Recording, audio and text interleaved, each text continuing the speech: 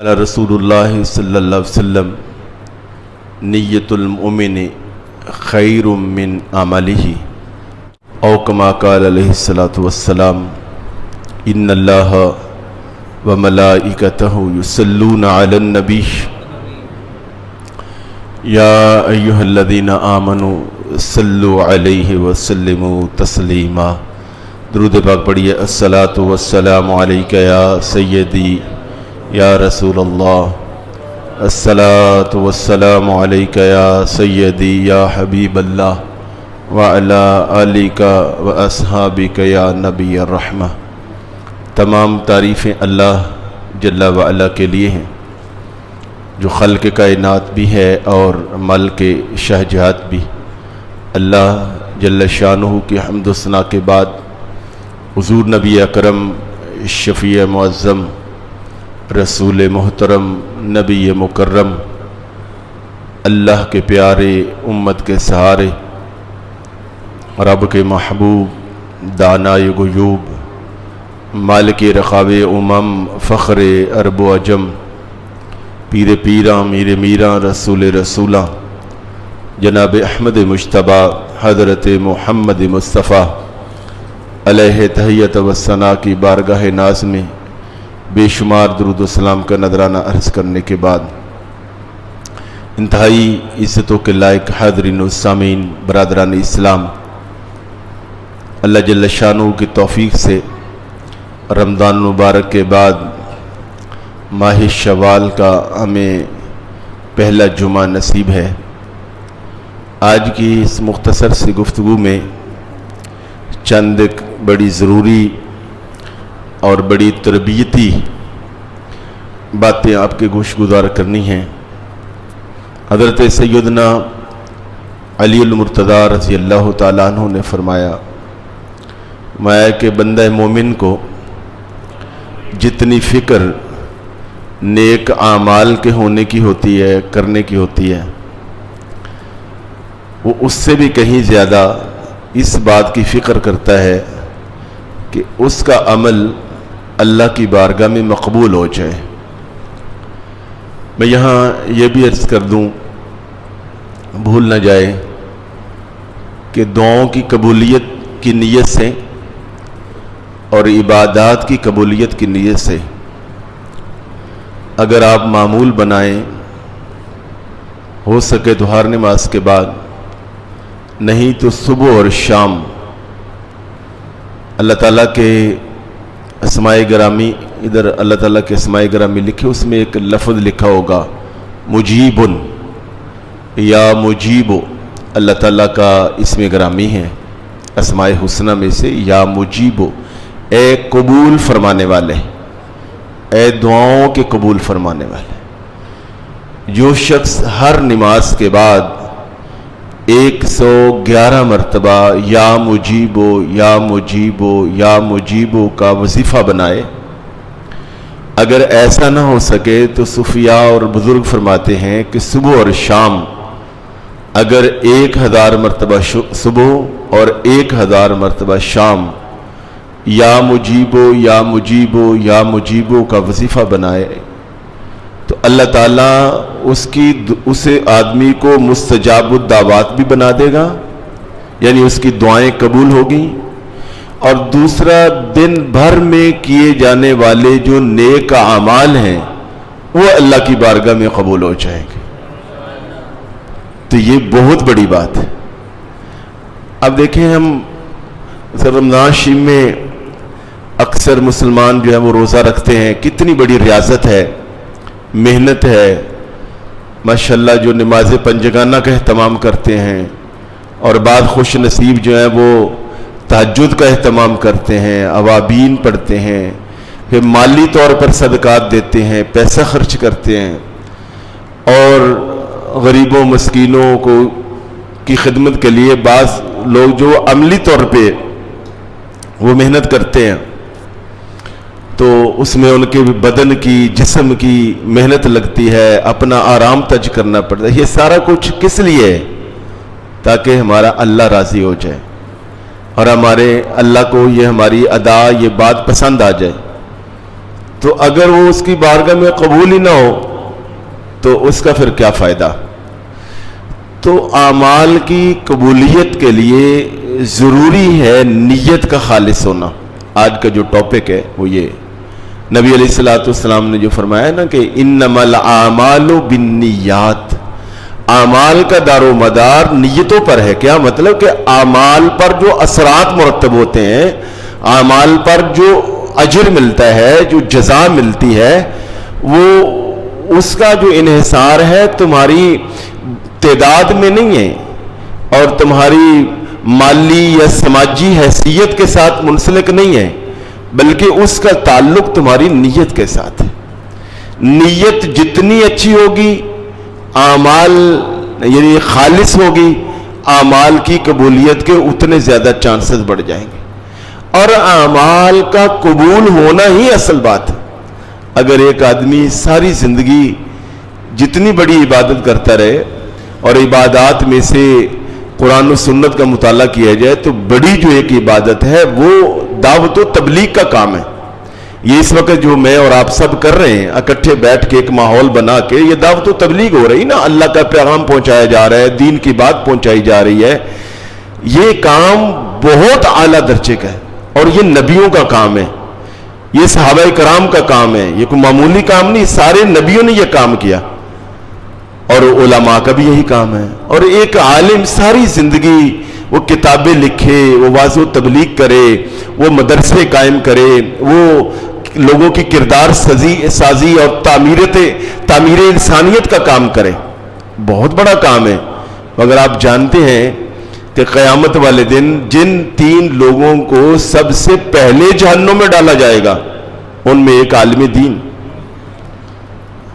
اگر کیوں اللہ تعالیٰ فرمائے گا اس کو جہنم میں ڈالو، یہ کہے گا بالغ میں نے تو ساری زندگی اپنا کام تو کیا ہی نہیں ہے، میں نے تو کام ہی تیرے دین کا کیا ہے، تیری آواز دیتا رہوں، تیرا ہوکا دیتا رہوں، تیری بات لوگوں تک پہنچاتا رہوں.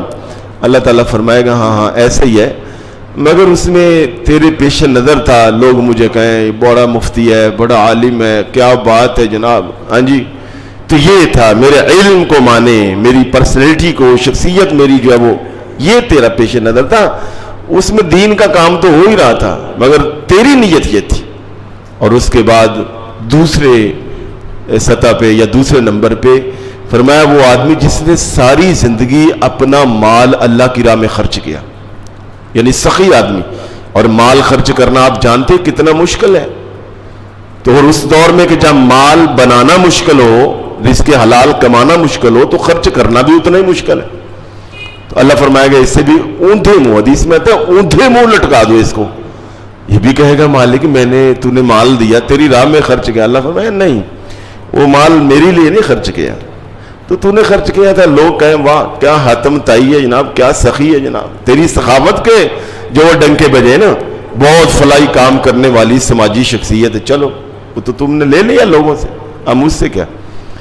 پھر اسی طرح تیسرے نمبر پر اللہ اکبر، وہ شہید جس نے ملک و قوم اور سرحد کی حفاظت کرنے کے لیے کفار سے لڑتے ہوئے اپنی جان قربان کر دی، موت کو گلے لگا لیا. اللہ فرمائے گا اسے بھی جہنم پھینکو.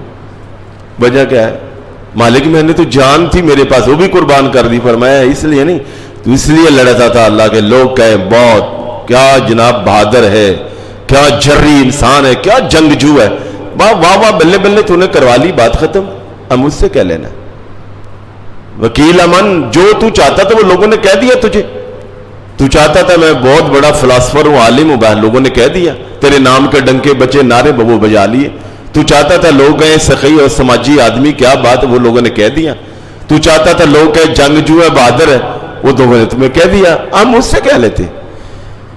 اور اس کے مقابلے میں اگر نیت خالص ہے پھر شہرت ہوتی ہو جائے، پھر عزت بنتی ہے بن جائے، مگر اس کی نیت اس کی نہیں تھی.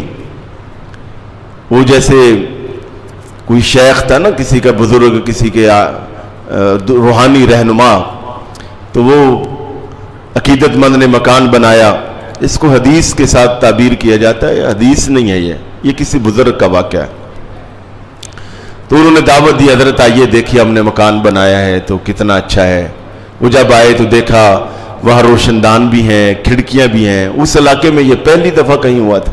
کہا واہ کمال ہے، یہ تو نیا سٹائل ہے بھائی. یہ کیا ہے؟ کہا حضرت یہاں سے آواز بھی آئے گی، یہاں سے روشنی بھی آئے گی اور یہاں سے روشن دانوں سے ہوا بھی آئے گی. وہ کراس وینٹیلیشن کا انتظام ہو گیا. تو انہوں نے کہا کہ اچھی بات ہے، مگر کاش تو یہ نیت کر لیتا کہ یہاں سے اذان کی آواز آئے گی تو روشنی تو آنی ہی آنی تھی، ہوا تو آنی ہی آنی تھی، تو تجھے یہ اس بات کا اجر مل جاتا. دیکھیں دو چیزیں ہیں بہت سارے، ایک ہے عادت، ایک ہے عبادت. بہت سارے ہم ایسے معمولات کر رہے ہوتے ہیں زندگی کے روزمرہ کے جو بطور عادت ہوتے ہیں یا کہہ لیں وہ ہماری ضرورت ہوتے ہیں. اگر اس کو ہم تھوڑا سا نیت اچھی کر لیں تو وہی کام جو ہے وہ ہمارا ذاتی فائدہ بھی ہے اور عبادت ہے. مثلا حضرت سیدنا عمر فاروق رضی اللہ تعالیٰ عنہ کا جب آخری وقت تھا، آپ پہ تلوار سے حملہ ہوا، اس حالت میں کہ جب آپ زخمی تھے، 2 دن یا 2.5 دن آپ حیات رہے جب آپ پہ حملہ ہوا. اس وقت کہ جب جان کنی کا وقت ہے اور آپ نیم دراز ایسے جیسے مریض کو سہارا پیچھے سے دے کے نیم دراز لٹایا جاتا نا، ایسے لیٹے ہوئے تھے. تو اس طرح جب لیٹا ہوا مریض ہو تو اس کی نظر آگے قدموں پہ پڑتی ہے دوسرے آدمی کے. ایک نوجوان ملنے کے لیے آیا، تو جب ملنے کے لیے آیا تو اس نے اس کی شلوار اس کے ٹخنوں سے نیچے تھی یا اس کا تہمن. اس نے آپ کے پوچھا کہ کیف الاحوال یا امیر المومنین، اے امیر المومنین آپ کا کیا حال ہے؟ تو آپ نے اپنا حال بتانے سے پہلے فوراً فرمایا یہ اپنے ٹخنے یہ جو ہے نا اس کو ننگا کرو، اپنے کپڑا اوپر کرو، اور ساتھ فرمایا کہ اس سے تمہارا کپڑا بھی صاف رہے گا اور سنت پر عمل ہونے کی وجہ سے تمہیں اجر بھی مل جائے گا. یعنی دونوں کام ہیں، یعنی ذاتی فائدہ بھی کہ کپڑا بھی صاف رہے گا اور دوسرا یہ بھی ہے کہ تمہیں اجر ہے. تو بہت سارے ایسے امور، مثلا ہم سمجھتے ہیں کہ ہم مسجد میں چل کے جائیں گے تو یہ عبادت ہے، گھر میں رہیں گے تو وہ تو ہماری عادت ہے، وہ تو ہماری ضرورت ہے. حالانکہ ایسا نہیں ہے. ہماری زندگی کے 24 گھنٹے عبادت بن سکتے ہیں. 24 گھنٹے. ویسے ہم برش کرتے ہیں تو ایک یہ نیت ہے کہ بھئی میرے دانت صاف نظر آئیں، میرا منہ جو ہے اس کا ذائقہ ٹھیک رہے، میرے دانت لوگوں کو بھلے لگیں، اچھے لگیں. ایک یہ اگر یہ ہو جائے کہ بھئی میں دانت صاف کروں گا، مسواک کرنا سنت ہے، یہ میرے نبی کی سنت ہے. اور نبی پاک صلی اللہ علیہ وسلم آپ کو جانتے کہ مسواک کا کتنا اہتمام فرماتے تھے. نبی علیہ السلام فرمایا کرتے تھے مسواک کے بارے میں، آپ فرماتے ہیں کہ السواک مطہرۃ للفم ومردات للرب. فرمایا مسواک کیا کرو، اس سے تمہارا منہ پاکیزہ رہتا ہے، یعنی صاف ستھرا رہتا ہے، اور تمہارا اللہ اس سے راضی ہوتا ہے. آپ مسواک کا کتنا اہتمام کرتے تھے کہ کبھی بھی آپ نے وضو جب فرمایا نماز پنجگانہ کے لیے بالخصوص اور تہجد کے لیے مسواک کے بغیر وضو نہیں کیا. آپ فرماتے ہیں کہ اگر امت پر شاک گزرنے کا مجھے خدشہ نہ ہوتا کہ ان پہ ایک اضافی مشقت پڑ جائے گی تو میں نماز کے ہر وضو کے ساتھ مسواک کرنا فرض قرار دے دیتا، مگر فرض اس لیے نہیں دیا کہ امت مشقت میں پڑ جائے گی. آپ کا معمول یہ ہوتا تھا کہ آپ تھوڑی دیر کے لیے لوگوں سے گپ شپ لگاتے. گپ شپ مینز آپ تبلیغ فرماتے، گفتگو فرماتے نا، تو جب فری ہوتے واپس گھر جاتے یا وہیں پہ فارغ ہوتے، فارغ ہونے کے بعد پہلا کام آپ یہ کرتے، آپ مسواک فرماتے. سفر میں بھی مسواک آپ کے ساتھ. آپ دیکھیں نا کہ آپ کا جو آخری وقت ہے اور اس وقت جب آپ پہ بہت زیادہ ایک جسمانی ضعف طاری تھا اور اشارہ بھی زیادہ نہیں کر، تھوڑا سا اپنے ہاتھ اٹھا کے نا ایسے ایسے اشارہ کیا، ایسے ایسے تھوڑا، تو سیدہ عائشہ سمجھ گئی کہ آپ مسواک مانگ رہے ہیں، تو آپ کو مسواک دیا گیا. تو وہ اس قدر ضعف تھا کہ مسواک آپ سے چبایا نہ گیا، تو آپ نے پھر سیدہ کو اشارہ کیا، انہوں نے اپنے منہ میں لے کر اس کو سبحان اللہ مسواک کو چبایا. تو حضور نے پھر انہیں اشارہ کیا کہ دھوئے بغیر ہی مجھے دے دو. کیا کمال ہے، کیا محبوبہ تھی حضور کی نا، دھوئے بغیر اپنے منہ مبارک میں رکھ لیا. اور ایک روایت میں نے پڑھا کہ آپ نے مسواک وہ کیا اور جیسے مسواک فارغ کیا تو سیدہ نے پھر اس کو بغیر دھوئے اپنے منہ میں رکھ لیا. سبحان اللہ، کیا محبت ہے، کیا کمال ہے، کیا ادب ہے، کیا عقیدت ہے. آخری لمحے بھی مسواک کی اتنی فکر ہے. آپ نے غور کیا ہوگا ہمارے ہاں، اگر میں سوچ رہا ہم میں سے جو بندہ بیمار ہو جاتا ہے نا، جب بندے کے کوئی مالی حالات تھوڑے سے ٹائٹ ہوتے ہیں نا، ہم سب سے پہلا کام یہ کرتے ہیں، وہ جو چھوٹا موٹا اللہ کی راہ میں دے رہے ہوتے ہیں نا، پہلے تو وہ بند کرتے ہیں. وہ میرے حالات خراب ہے جی، مسجد نو نہیں دیتا جا سکتا جی، وہ مدرسے نہیں دیتا، حالات پہلا کام ہوگا. اچھا جب ہم بیمار ہوتے ہیں خدا نہ خواستہ کو 2-4 دن، آپ نے دیکھا ہوگا ہاں جی، جسم سے تو سمیل آتی ہی آتی ہے نا پسینے کی وجہ سے، ہمارے منہ سے بھی آ رہی ہوتی. دوسرا کام ہم یہ فوری مسواک چھوڑ دیتے ہیں. حالانکہ یہاں کیا ہے، یہ اس کو مرض الوصال کہتے ہیں. تو اتنا مسواک کے ساتھ محبت تھی. تو میں یہاں آپ کو بھی توجہ دلاؤں گا کہ چھوٹی سی مسواک رکھیں گھر میں جی، برش بھی بے شک کریں مگر مسواک کی سنت کو بھی جاری رہنا چاہیے. اور ہر نماز میں بندہ تھوڑا 2 دفعہ ایسے کرے سنت پوری ہو جاتی. تو سیدہ عائشہ نے پوچھا حضور نبی پاک صلی اللہ علیہ وسلم، یا رسول اللہ آپ مسواک کا اتنا اہتمام کیوں فرماتے ہیں؟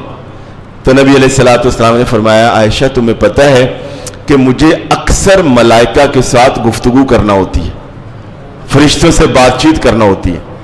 تو میں اور فرشتوں کو فرمایا بدبو سے بڑی نفرت ہے اور فرشتوں کو خوشبو سے بڑی محبت ہے.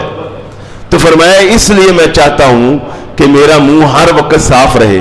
اور یہ بھی میں سمجھو تعلیم امت کے لیے، میرے نبی کے پاس تو بدبو کا کوئی تصور ہی نہیں ہے نا. ہاں جی، حضور کے پسینے سے بھی سبحان اللہ خوشبو آتی تھی، تو ان کے منہ سے لعاب دہن سے تو کھاری کنویں بیٹھے ہو جاتے تھے. مگر یہ امت کے لیے ایک کنسپٹ کلیئر کرنا تھا، ایک سنت مقرر کرنی تھی، تعلیم امت تھی، ورنہ بدبو کا تو تصور ہی نہیں. تو فرمایا اس لیے کہ فرشتوں کو یہ پسند ہے. تو میں یہاں یہ عرض کر رہا تھا کہ برش کر کے ہم نے منہ تو صاف کرنا ہی ہوتا ہے. اگر ہم یہ نیت کر لیں کہ یہ میرے پیارے آقا کریم کی پیاری سنت ہے تو اپنا منہ بھی صاف ہو گیا اور سنت بھی ہوگی. گھر میں کھانا ہے، کھانا تو کھانا ہی ہے، نیت یہ کریں گے کہ بھئی کھانا کھانا بھی سنت ہے، میں کھاؤں گا تھوڑا جسم توانا ہوگا، پھر عبادت کروں گا، پھر اللہ کا ذکر کروں گا. یہ کھانا ہماری طبی ضرورت بھی پوری کر گیا اور سنت کا ثواب بھی مل گیا. سونا تو ہے ہی ہے اپنی ضرورت کے لیے. اگر نیت یہ کر لیں کہ میرے آقا کریم کی سنت ہے ٹائم پر سونا اور صبح تہجد ٹائم اٹھنا یا نماز کے ٹائم اٹھنا، تو میں آقا کریم کی پیاری سنت کی ادائیگی کے لیے میں یہ کام کر رہا ہوں. جیسے ہی سنت کا ذہن میں لائیں گے تو آٹومیٹیکلی سونے کے جتنے آداب ہیں نا وہ آپ سیکھ جائیں گے. آپ سمجھ جائیں گے کہ ہاں بھئی اب سنت پوری کرنی ہے تو پھر میں نے دائیں طرف سونا ہے، یہ ہاتھ جو ہے دایاں یہ میں نے گال کے نیچے رکھنا ہے، یہ ہاتھ میں نے یہاں اپنے پہلو کے اوپر رکھنا ہے، اور ٹانگیں تھوڑی سی ذرا ایسے ہیں ایل ٹائپ بنانی ہے، تو دائیں طرف منہ کر کے قبلہ رخ میں نے سونا ہے. یعنی یہ آداب جو 2-4 سونے کے آداب ہیں. میرے آقا کریم جب سوتے تھے تو آپ بستر کو صاف کر کے سوتے. صاف کرنے کی سنت چاہے ایسے 2 دفعہ ایسے ہاتھ ہی پھیر لیں، سنت تو پوری ہو گئی. تو یہ از خود سونے کی کتنی 2-4-5 سنتیں ہیں. جب نیت یہ ہوگی تو آٹومیٹکلی وہ آپ کے معمولات میں شامل ہو جائیں گی اور یہ سونا بھی آپ کا عبادت بن جائے گا. تو الغرض میں یہ عرض کر رہا تھا کہ نیت کا خالص ہونا یہ بڑا ضروری ہے. آپ 4 مہینے کے بھی مسلسل روزے رکھ لیں، نیت خالص نہیں ہے تو فائدہ کوئی نہیں. اور اگر نیت خالص ہے تو 1 مہینے کے بھی اگر اخلاص کے ساتھ رکھ لیے، حقیقت یہ ہے کہ ممکن ہے کہ اللہ تعالیٰ میری اور آپ کی نسلوں کو اس کا اجر عطا فرما دے. تو ابھی ہم نے رمضان شریف گزارا ہے، تو نیت خالص یعنی اللہ کے لیے نیت کرنا. اس لیے نہیں کہ بھائی میں بڑا بہادر ہوں، میرا تو دادا بھی سارے روزے رکھتا تھا، میرا باپ بھی رکھتا تھا، جناب میں تو بچپن سے روزے رکھ رہا ہوں، مجھے تو اس وقت کا بھی. بھائی اچھی بات ہے، مگر اس میں یہ جو بزرگ فرماتے ہیں روحانیت کا جو کبر ہے نا، یہ دنیاوی کبر سے زیادہ نقصان پہنچاتا ہے. دنیاوی تکبر ہے نا، میرے پاس مال بڑا ہے، گاڑی بڑی ہے، بینک بڑا، یہ دنیاوی تکبر. اور جو روحانی تکبر ہے، میں تو تہجد بھی پڑھتا ہوں، میں تو روزے بھی رکھتا ہوں، میں تو صدقہ و خیرات بھی کرتا ہوں، اور اپنے کیا کہنے، یہ روحانی تکبر. یہ جو تکبر ہے یہ نیکیوں کو چلا دیتا ہے. نیت خالص اللہ تعالیٰ کے لیے کرنا.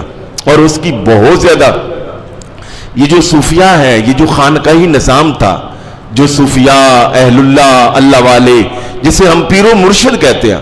ہمارے ہاں تو آپ پنجابی میں آپ پیر و مرشد کا کنسپٹ بڑا عجیب و غریب ہو گیا نا. میں پیر پھڑ چھڑیا تو اونے مرید کر چھڑیا، بس اینے بڑا.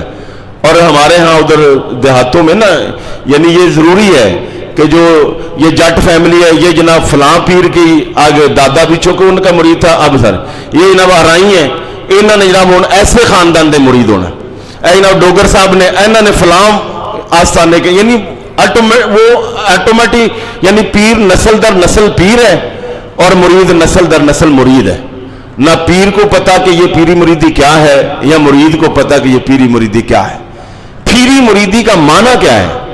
پیری مرشد اس کو کہتے ہیں. مرشد کس سے؟ رشد سے. رشد کا معنی کیا ہے؟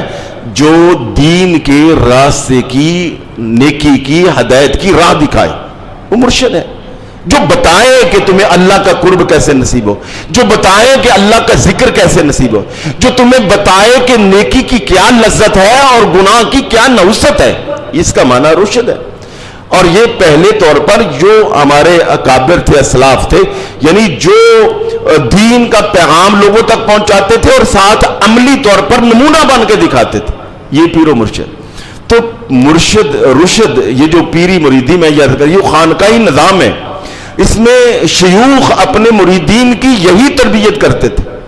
میں نے پڑھا کہ بہت سارے شیوخ یعنی اپنے مریدین کی جب تربیت کا آغاز کرتے، بالفرض 10 سال، ایک بزرگ کے معنی بارے پڑھا، وہ کہتے میں اپنے شیخ کے پاس گیا، غالباً حضرت خواجہ محبوب الہی کا نام یا کوئی ان کے شیخ کا اس طرح بڑا نام، کہتے میں ان کے پاس ان کی خانقاہ میں حاضر ہوا تربیت کے لیے، فیوز و برکات کے لیے، سلوک کی منزلوں کے لیے. 10 سال رہا. ان 10 سالوں میں سے 8 سال انہوں نے صرف میری نیت کی درستگی کروائی. 10 سال میں سے 8 سال صرف یہ تربیت کی کہ تم نے نیت کو خالص کیسے کرنا ہے، اللہ کے لیے کیسے کرنا ہے، اور عمل کو اللہ کے لیے کیسے کرنا ہے. یہ جو خالص اللہ کے لیے اعمال کرنا ہے نا، اصل میں انہی کا مول پڑھنا ہے، انہی کی قیمت ہونی ہے. وہ جو بنی اسرائیل کا بڑا مشہور واقعہ حدیث مبارکہ میں آتا ہے کہ 3 بنی اسرائیل کے دور کے لوگ تھے، اکٹھے سفر کر رہے تھے، اور ایک جگہ پر ان کو رات پڑ گئی، وہ یا بارش ہو گئی، موسم ایسا ہوا تو پہاڑی علاقہ تھا، ایک جگہ پہ غار میں انہوں نے پناہ لے لی، تھوڑا سستانے کے لیے روکے. اللہ کی شان یہ کہ لینڈ سلائڈنگ ہوئی اور ایک بھاری بھرکم چٹان آ کے ان کی غار کے دھانے کے آگے ٹک گئی. اب انہوں نے دھکا لگایا، اتنا بڑا پتھر کہاں سے ہٹے. اب انہیں تو اپنی موت یاد آئی کہ نہ کھانا نہ پینا، اندر تو مسائل بن جائیں گے، کیا کریں گے، پہاڑی علاقہ، ریسکیو کا کوئی نظام نہیں ہے. انہوں نے کہا بھئی اب تو یہاں سے صرف اللہ ہی بچا سکتا ہے اور کوئی نہیں بچا سکتا. اللہ کرے میرا اور آپ کا بھی یہ ذہن بن جائے کہ ہر مصیبت، ہر مشکل، ہر وقت، ہر ضرورت کے وقت ہمیں اللہ کی طرف ہماری توجہ چلے کہ بھئی میرا اللہ ہی بچا سکتا ہے. اور میں یہاں یہ بھی آپ کو بتاؤں، میں نے پہلی مرتبہ پڑھا حدیث مبارکہ میں، سرکار نے فرمایا تمہاری جیب میں درم و دینار ہو نا، پیسہ ہو، تو تم نے کوئی چیز خریدی ہے یا کوئی کسی سے سروس لی ہے، میں حدیث کا مفہوم بیان ہے، تو آپ نے پیسے نکال کے دینے ہیں نا، تو یہ نہ اس وقت بھی یہ کہو، تمہیں کنفرم پتہ ہے کہ میری جیب میں پیسے ہیں، میں نے ڈالے ہیں، میرے والیٹ میں پیسے ہیں، اس وقت بھی کہو یا اللہ پیسے دے دے. سبحان اللہ. سمجھ آئی نا میری بات؟ پھر سنیں توجہ، یعنی پیسے ہیں، ضرورت پوری کر لی ہے، آپ نے خود ڈالے جیب کے اندر پیسے کہ میری بٹوے میں پیسے موجود ہیں، مگر وہ جو پیسے دینے لگا یا اللہ پیسے دے دے، یعنی جیب پر توکل نہیں، سونے رب پر توکل. اور ساتھ یہ بھی سمجھ لینا چاہیے کہ یہ جتنی نفع کی چیزیں ہیں ان کو استعمال کرتے ہوئے توجہ اللہ. مثلا بزرگ فرماتے ہیں کہ چھری کا کام ہے کاٹنا، سبزی کا کام ہے کٹنا. کہا کہ یہ جو خواتین ہیں یا آپ بھی کوئی بھی ایسے جب چھری میں کاٹنے لگتے نا، اس وقت بھی یہ ذہن بناؤ، بسم اللہ پڑھو کہ چھری نے نہیں کاٹنا، یہ تو میرے اللہ کے حکم نے کاٹنا ہے. تو فرمایا کہ اگر تم ایسے کر، وہ اللہ ہے، وہ چاہے تو آگ کا کام میں جلانا، مگر اللہ جل شانہ کا اگر حکم نہ ہو، نظر رحمت نہ ہو، تو آگ جلانے کا کام نہیں کرتے، الٹا پانی کا کام کرتی. حضرت ابراہیم خلیل اللہ کی مثال آپ کے سامنے، آگ نے نہیں جلایا تھا، چھری کا کام ہے کاٹنا. اسماعیل علیہ السلام کے گلے پہ پھری چھری نے نہیں کاٹا تھا، تو یعنی طاقت سلب کر لی. اس لیے آپ اگر اپنے عزیزوں و اقارب میں، رشتہ داروں میں دیکھیں نا، ہمیں بڑا مان ہوتا ہے تو اس بعد لوگ تو بجٹ رکھتے ہیں باقاعدہ سالانہ کہ یہ ڈاکٹر کے لیے ہے، یہ اسپتال کے لیے. آپ نے دیکھا ہوگا بہت سارے لوگ یہ کہتے سنائی دیں گے آپ کو، یار علاج بھی کروا رہے ہیں، حکیم کو بھی لے رہے ہیں، ہومیوپیتھی بھی لے رہے ہیں، دوائی بڑی لے رہے ہیں، شفا نہیں مل رہی. کیا مطلب؟ ساری توجہ ڈاکٹر پر ہے، ساری توجہ دوائی پر ہے. دوائی ڈاکٹر دوائی دے سکتا ہے، شفا نہیں دے سکتا. شفا سونے اللہ نے دینی. اچھا بعض اوقات ہم کہتے ہیں جناب میں دوائی کھا رہے ہیں سے کام نہیں کر رہی، پھر میں ایک بزرگ کو دم کروایا، پھر میں اللہ کروائی ہون ٹھیک ہے. مطلب کیا ہوا؟ یوں کہ وہ شفا کا معاملہ رکا ہوا تھا. جب آپ دم درود کی طرف ہے، مسئلہ دم درود کا نہیں ہے، توجہ آپ کی اللہ کی طرف ہو گئی، اللہ تعالیٰ نے اسی دعا کو مؤثر بنا دیا. تو مؤثر حقیقی اللہ تعالیٰ کی ذات ہے. تو بات یہاں سے چلی تھی کہ وہ 3 ساتھی ان کی لینڈ سلائڈنگ سے چٹان سامنے آ گئی، تو انہوں نے کہا بھئی اب تو کچھ نہیں ہو سکتا، اللہ کی طرف لو لگاؤ. ان میں سے ایک سیاںا تھا، اس نے کہا بھئی ایسا ہے، اپنے اپنے اعمال پہ نظر ڈالو، جو کوئی نیک آپ نے کام کیا ہے اور خالصتاً اللہ کے لیے کیا ہے، اس کو اللہ کی بارگاہ میں وسیلہ پیش کرو. انہوں نے کہا ٹھیک ہے. ان میں سے ایک نے کہا کہ مالک، وہ بکریاں چراتا تھا، مالک تمہیں پتہ ہے میں بکریاں چراتا تھا سارا دن، شام کو لا کے بکریوں کا دودھ دھوتا تھا. میں نے یہ عمل بنایا ہوا تھا کہ گلاس پہلا جو دودھ کا ہے وہ اپنی اماں کو دینا ہے، ماں کو دینا ہے، بچوں کو بعد میں، آپ بعد میں، ماں کو پہلے. مگر یا اللہ ایک دن ہوا یوں کہ تو جانتا ہے کہ فلاں دن میں آیا، میری اماں سو گئی، میں گلاس لے کر دودھ کا پیالہ لے کر ساری رات اس کے سرانے پہ کھڑا رہا، فجر کے وقت اٹھی، میں نے پہلے اس کو پلایا بعد میں آپ پیا، اور یہ عمل میں نے خالص تیری رضا کے لیے کیا، مجھے تو کوئی نہیں جانتا تھا، اور آج سے پہلے میں نے یہ عمل کسی کو بتایا بھی نہیں. تو یا اللہ اس خالص عمل کی وجہ سے مہربانی فرما، تھوڑا سا مہربانی فرما، یعنی یہ ہماری مصیبت ٹال دے. قرآن مجید میں بھی سورہ المائدہ میں فرمایا وَابْتَغُوا إِلَيْهِ الْوَسِيلَةَ، اللہ تک پہنچنے کے لیے وسیلہ تلاش کرو. یہ قرآن کی باقاعدہ آیت ہے اور تعلیم ہے. تو خیر وہ تھوڑی سی سرکی چٹان ہٹی، روشنی آئی، ان کا ہاں کام بنا ہوئے. اب دوسرے نے کہا مالک تو جانتا ہے کہ اے اللہ میں بہت بڑا بزنس مین ہوں، اور میرے پاس ایک مزدور کام کرتا تھا، وہ چھوڑ گیا، مگر اس کے کچھ دنوں کی اجرت میرے پاس موجود تھی، غالباً 10 درہم کو اس طرح کر کے حدیث میں اس کا ذکر بھی ہے. مگر مالک وہ نہ آیا، میں انتظار کرتا رہا. کافی مہینوں کے بعد میں نے اپنے لیے ایک مال خریدا، یعنی مویشی خریدے، تو میں نے اس کے جو پیسے تھے نا اس کی بھی 1 یا 2 بکری یا جانور خرید لیے. مالک ان میں اتنی برکت پڑی، اتنی برکت پڑی، وہ کئی سال نہ آیا، وہ 1-2 بکریوں کی سینکڑوں بکریاں بن گئی. کئی سالوں کے بعد وہ آیا، وہ کہنے لگا جناب آپ کے پاس کام کرتا تھا، میری اتنے دنوں کی اجرت آپ کے پاس رہتی ہے، وہ میرا بقایا تو دے دیں. تو اے اللہ تو جانتا ہے میں چاہتا تو شرن اس کو اس کی جو اجرت پکڑا دیتا 10-20 درہم، بس بات ختم. مگر مالک میں نے اس کی وہ اجرت پہ دے دی، اس کے پیسے سے جو خریدی ہوئی بکریاں سینکڑوں میں پہنچ گئی، میں نے وہ بھی اس کو دے دی، اور میں نے یہ عمل کسی کو نہیں بتایا، خالص تیرے لیے کیا. تو حدیث میں آتا ہے کہ تھوڑی سی چٹان اور ہل گئی. پھر ایک جو تیسرا تھا اس نے کہا مالک تو جانتا ہے کہ میں مالدار بندہ تھا، مگر میں شباب اور شراب کا بھی رسیہ تھا، مگر تیرا نام لیتا تھا، اور ایک رشتہ داروں کی لڑکی پر میری نظر تھی، اتفاق سے اس کو ضرورت پڑی پیسے کی، وہ میرے پاس آئی، ادھار پیسے دے دو. میں نے اس کی مجبوری سے فائدہ اٹھا کے کہ ٹھیک ہے تیری ضرورت پوری کرتا ہوں تو میری ضرورت پوری کر دے. میں چاہتا تھا کہ اس سے میرا جسمانی تعلق قائم ہو جائے. وہ بیچاری مجبوری کی ماری تھی، وہ مان گئی.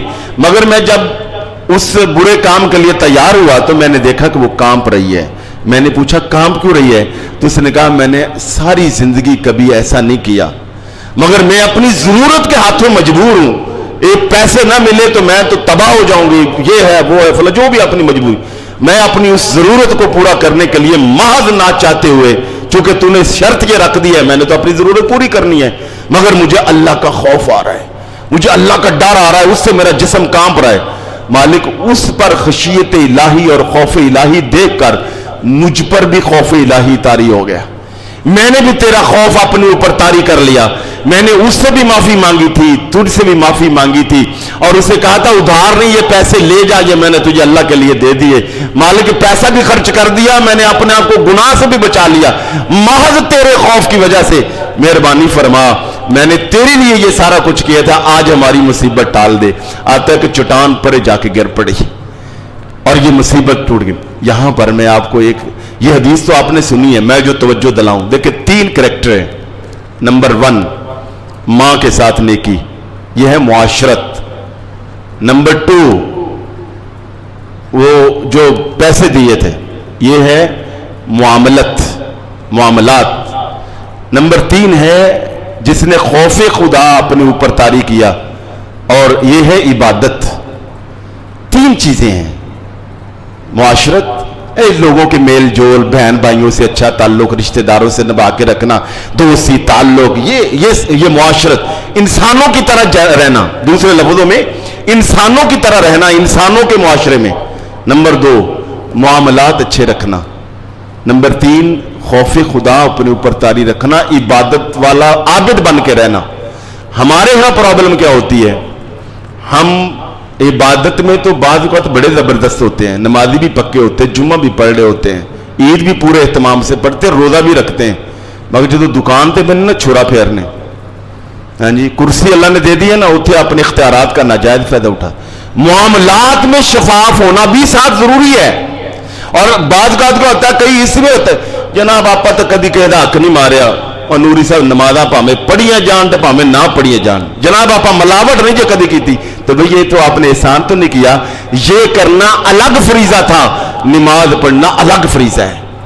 تو یہ 3 چیزیں یعنی معاملات, معاشرت اور عبادت, ان تینوں میں بیلنس رکھنا اور تینوں کو اللہ تعالیٰ کے لیے کرنا, یہ ہے میری اور آپ کی ذمہ داری. اچھا, خالص, کافی سارا لمبا مضمون تھا, انشاءاللہ ٹائم نہیں, میں پھر عرض کروں گا. یہ جو اخلاص ہے, اس کا فائدہ کیا ہوتا ہے, جو میں اصل بات کر رہا ہوں, کہ اپنی عبادات میں خالص پن لائیں, اخلاص اللہ کے لیے. صوفیاء فرماتے ہیں کہ اخلاص کو آپ یوں سمجھیں کہ جیسے پھل کا گدا ہوتا ہے نا, اصل وہی چیز ہوتی, یعنی اصل جو مٹیریل ہے, اور جو اوپر چھلکے یہ باقی آپ کے اعمال عمول ہے. اصل چیز وہ ہے جو پھل کا اندر کا کھانے والی چیز ہے نا, وہ ہے اخلاص. اور اخلاص سے مصیبتیں ٹلتی ہیں. حضرت سیدنا یوسف علیہ السلام کی مثال, کنویں سے باہر نکلے, جیل سے باہر آئے, اخلاص. اور اخلاص اگر ہو تو چھوٹا سا عمل بھی بہت بڑے درجے کا فائدہ. آپ نے سنا بنی اسرائیل کی وہ عورت, فاحشہ عورت, طائفہ, جس نے کتے کو پانی پلایا تھا, کس لیے, یہ اللہ کی مخلوق ہے, میں اس کو پانی پلا دوں, اللہ کے لیے وہ عمل کیا. اسی ایک عمل کی وجہ سے اللہ تعالیٰ نے اس کو جنت عطا فرما دی. اگر ہم بھی جو کام کریں وہ اللہ کے لیے کریں. ایک بزرگ تو وہ فرماتے, ابھی میں اخلاص کے اس نتیجے پہ نہیں پہنچا, ان کے بڑے شاگرد تھے, مگر جب وضو کرتے تھے نا خود کرتے تھے. شاگرد آتے, حضرت میں وضو کروا دیتا ہوں, فرماتے نہیں. ایک دن کسی دوسرے ساتھی نے پوچھ لیا, حضرت بچے آپ کی خدمت کرنا چاہتے ہیں, نمازی خدمت کرنا چاہتے ہیں, کیا وجہ آپ ان کی خدمت نہیں لیتے؟ وہ فرماتے میری اجل نیت نہیں پکی, تو میں ایسا نہ ہوئے کہ امن وضو کروا دیں. میں کہا واہ واہ بلے بھائی, میں تو بڑا عالم ہوں جناب, میرے یہ دی ذمہ داری ہے کہ میری خدمت کرنا, میرا حق ہے کہ میری خدمت کیتی جائے. میری نیت اجے نہیں پکی, میں نو اے ڈر رہے کہ کدی ایسا نہ ہوئے کہ قیامت والے دن اللہ کہے تو وضو دی صورت خدمت لے لی, ہن میرے کو کی لینے, تیرے نمازیاں نے تیری خدمت کر دیتی, ہن میرے کو کی لینے, تو کپڑے سوٹ چاہیے سن نا 27ویں نو, وہ تو لے لینے, پھول پوانے ہی گلاں ہاراں چ پوا لینے, بلے بلے کروانی سی تو کروا لی, ہن میرے کو کی لینے, جو لینا سی اتنے لے لیا. لہذا وہ کہتے ہیں میں اس لیے یہ کرنے ہی نہیں دیتا. یعنی نیت کا خالص کرنا بڑا ضروری ہے. اور نیت کا کیسے پتہ چلے کہ خالص ہے؟ جدوں کو نیکی دا عمل کر کے نا یہ توقع ہوئے نا کہ میں رشتہ داراں دا بڑا خیال کرنا ہے, ہن انہاں نوں بھی چاہیے مینوں سلام کر کے رکھن, تو سمجھ لو کہ میری نیت خالص نہیں. رشتہ داراں دے غریباں تے نیکی کر دیتی, اے پاویں سلام کرن تے پاویں نام کرن, جہدے واسطے میں کیتی وہ تو دیکھ رہا نا, پھر بندے دا دل نہیں ٹوٹدا. کیوں؟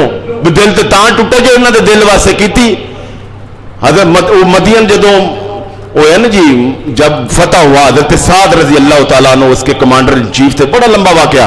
وہ مال غنیمت اللہ تعالیٰ نے مسلمانوں کو فتح دی، فرمایا جس کے ہاتھ میں جو لگا ہے نا کافر کا لا کے جمع کرواؤ. اعلان ہو گیا. کافی لمبی فوج تھی. شام کو ایک آپ کو پتا تھا اس علاقے کا جو بادشاہ تھا بہت قیمتی تاج پہنتا تھا، یعنی اس دور میں کروڑوں روپے کے ہیرے جواہرات اس کے تاج لگے ہوئے تھے. کسی نے حضرت ان کا حضرت تو کافر وہ بادشاہ ماریا گیا تو وہ جڑا تاج وہ فرمایا ہاں اعلان کرو وہ بھی تاج لاؤ. جب بالکل اندھیرا سے چھا گیا نا ایک نوجوان آیا، اس نے رومال میں لپیٹا ہوا لا کے امیر کو کمانڈر ان چیف کو جمع کروا دیا. تو پوری طرح پہچان بھی نہیں پا رہے تھے اندھیرے کی وجہ سے. پوچھا بھئی آپ کا نام کیا ہے اور آپ کے والد کا نام کیا ہے؟ تو تمہیں پتہ ہے یہ کیا ہے؟ پہلے پوچھا تمہیں پتہ ہے؟ کہا جی مجھے پتہ ہے، اس میں بڑے قیمتی ہیرے جواہرات ہیں، کروڑوں روپے کی قیمت ہے. اچھا تمہیں پتہ ہے کہ یہ قیمتی چیز؟ جی پتہ ہے. کہا پھر اپنا نام بتاؤ اور اپنے والد کا نام بتاؤ. کہا جناب بتانے کی ضرورت نہیں ہے، میں نے یہ عمل جس کے لیے کیا ہے نا اس کو میرے نام کا بھی پتہ ہے اور میرے والد کے نام کا بھی پتہ ہے. آئے آئے. حضرت سعد نے فرمایا شاباش بھی. چلا گیا. حضرت سعد کے بارے میں آتا ہے کہ بعد میں جب بھی انہیں کوئی پریشانی آتی یا ان پہ کوئی مشکل وقت آتا تو وہ کہتے مالک وہ جو خالص عمل والا نوجوان نہیں، مجھے اس کے نام کا نہیں پتا، عمل کا پتا ہے، مالک اس کے اس اخلاص والے عمل کی برکت سے میری دعا قبول کر لے اور مشکل دور کر دے. حضرت سعد فرماتے ہیں کہ اس کے اس خالص عمل کی وجہ سے جب بھی میں نے اللہ سے جو مانگا اللہ نے مجھے عطا فرما دی. یہ ہوتی بات اخلاص اللہ کے لیے، اللہ کے لیے، ہر کام اللہ کے لیے. پھر کسی سے نہ واہ واہ بلے بلے کی ضرورت رہتی ہے، اور جو بندہ خالص عمل کرتا ہے نہ ہی اس کا دل ٹوٹتا ہے کہ لوگ اسے کیا کہہ رہے ہیں. اسے پتا میں نے جو کرنا اپنے اللہ. دعا ہے کہ اللہ تعالی ہمیں اعمال میں خالصیت اور اخلاص کی دولت سے مالا مال